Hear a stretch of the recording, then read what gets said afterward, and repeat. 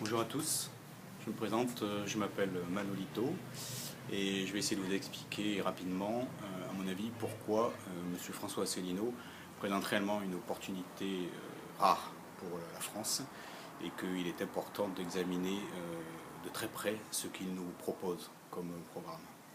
Donc mon discours va s'articuler en 3 points.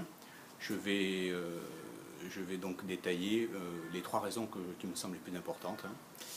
Mais avant, je vais peut-être me présenter rapidement. Je suis ingénieur du vivant de formation et je travaille actuellement dans l'informatique. Je travaille dans l'humanitaire aussi pendant 3 ans et je suis expert et manager en qualité du logiciel, qualité technique, c'est-à-dire la solidité du logiciel, on pourra dire. La qualité, pas seulement la qualité qui se voit, mais aussi la qualité intrinsèque d'un logiciel. Dans mon métier, je dois dire que je suis très souvent amené à expliquer des choses compliquées à des managers, mais les expliquer de façon simple, de manière à ce qu'ils puissent prendre les bonnes décisions, sans rentrer dans les détails techniques. Donc là, les 3 arguments que je vais développer, c'est la première, c'est pourquoi la sortie de l'Union européenne, que propose M. Asselineau est tout à fait pertinente, mais elle entraîne aussi la sortie de l'euro, c'est vrai, mais c'est très pertinent. La deuxième, c'est que M. Asselineau est quelqu'un de très rigoureux, très réfléchi, très sérieux, je dirais, qui a énormément d'expérience et donc tout à fait fiable comme président de la République, ce qui n'est pas forcément le cas de tous les autres candidats. Et la troisième raison, en fait, c'est là le cœur qui parle. Je dirais que j'ai l'intuition que M. Asselineau ferait un bon président parce que, ce qui est très rare en politique, il est parfaitement honnête, intègre, c'est quelqu'un qui va au fond des choses et qui réellement a des qualités humaines. Et ça, c'est différent des compétences techniques, très différent. C'est pour ça que j'ai fait les deux. Alors, vous me mettrez dans l'ordre que vous voulez. D'ailleurs, je ferai d'autres vidéos pour détailler chaque point.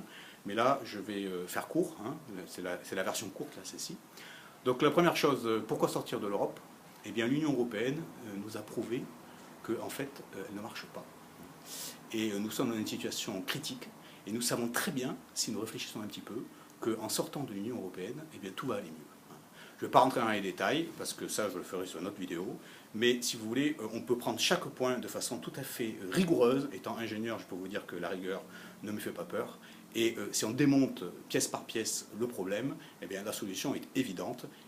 On ira mieux quand on ne sera pas hors de l'Europe. D'ailleurs, je vais vous prendre l'exemple. La Grande-Bretagne, qui a eu le courage de ne pas en fait, céder au chantage, véritable chantage de la presse internationale, jusqu'au président des États-Unis qui a même fait le déplacement pour dire que ça serait la fin du monde s'il sortait, et bien maintenant elle s'en porte plutôt pas mal, puisque le Fonds monétaire international a été obligé de relever les prévisions de croissance, alors qu'il avait dit que ça serait un cataclysme avant, mais ça on n'en a pas trop parlé. Et ma foi, il y a beaucoup d'investisseurs qui maintenant arrivent, des gros investisseurs comme Google ou Apple, qui ont décidé que pour les années à venir, c'était une très bonne idée d'investir en Grande-Bretagne. Donc le Frexit, enfin sortir de l'Union européenne n'est pas une folie du tout, du tout.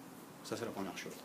Pour l'euro, je vais faire court, mais là aussi c'est un débat d'économistes, mais sachez que les meilleurs économistes de la planète, comme comme Stiglitz, Friedman, que vous ne voyez jamais, les Stiglitz et autres, vous ne les connaissez pas, eh bien ce sont les meilleurs économistes de la planète, ont prédit la fin de l'euro, qui était inéluctable. Alors quand, on ne sait pas, ça peut être dans 2 mois, ça peut être dans 18 mois, ça peut être dans 24 mois, mais ce qui est sûr, c'est que ça va exploser. Et je vous prie de croire qu'il vaudrait mieux en sortir avant. Ça, c'est clair et net, sans problème.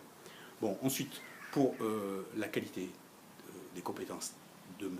Asselineau, je pense qu'on n'a pas besoin de faire un dessin. Si vous l'écoutez parler, vous voyez très bien que ce monsieur, lorsqu'il parle, il sait de quoi il parle. D'ailleurs, il n'a jamais de papier, il lit pas, il n'a pas besoin de prompteur, lui. Tout ce qu'il vous dit, il a dans la tête et il le sait. Et il s'exprime très bien. C'est quelqu'un qui a de l'expérience. C'est quelqu'un qui a quand même fait des études sérieuses. Quand on a fait HEC plus ELENA et qu'on est sorti vice-major de sa promotion, bon, on n'a pas besoin d'en rajouter. C'est pas la peine. Le débat, il est clos. Le monsieur, il est très compétent, quoi. En plus, il a une expérience internationale. Il parle anglais, japonais et peut-être d'autres langues. Il manipule l'informatique sans aucun problème, ce qui n'est pas forcément le cas des autres candidats. Je ne sais pas. Bon, je veux dire, comme président, moi je le vois tout à fait à la tête de la nation. Alors, tout à fait. Bon. Et enfin, pour le 3e point, bon là, c'est plus difficile d'argumenter parce que c'est personnel. Vous pouvez dire que vous ne trouvez peut-être pas beau, que bon, ça passe. Mais moi, je sens les choses. j'ai de l'intuition, hein, et j'essaie de la développer, parce qu'on en a tous de l'intuition, il faut savoir s'en servir. Bon. J'ai de l'intuition, et je pense que ce monsieur, il est honnête, il est intègre, et qu'avec lui, on peut lui faire confiance. S'il nous fait une promesse, je pense qu'il la tiendra. Donc, voilà, ça c'est une question de confiance, je ne vais pas m'étaler là-dessus.